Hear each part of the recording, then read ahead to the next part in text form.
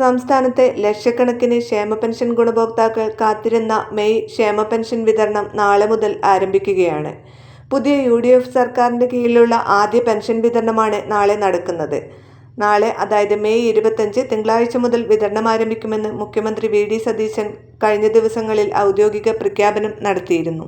ഗുണഭോക്താക്കൾക്ക് 2000 രൂപ വീതമാണ് ഈ മാസം ലഭിക്കുക.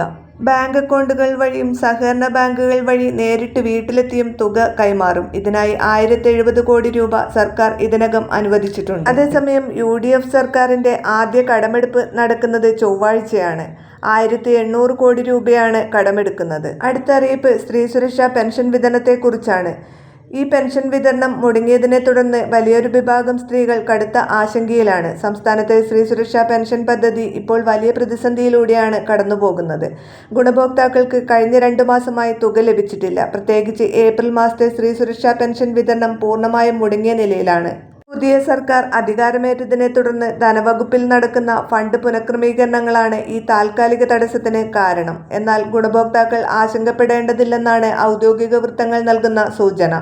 മുടങ്ങിപ്പോയ കുടിശ്ശികകൾ തീർക്കാനുള്ള തുടർ നടപടികൾ ധനവകുപ്പ് വേഗത്തിലാക്കിയിട്ടുണ്ട്. ഈ ക്ഷേമ പെൻഷൻ വിതരണം പൂർത്തിയായ ഉടൻ തന്നെ സ്ത്രീ സുരക്ഷാ പെൻഷന്റെ കുടിശ്ശിക തീർക്കാനുള്ള പ്രത്യേക ഫണ്ട് അനുമതിയും ഉണ്ടായേക്കാം.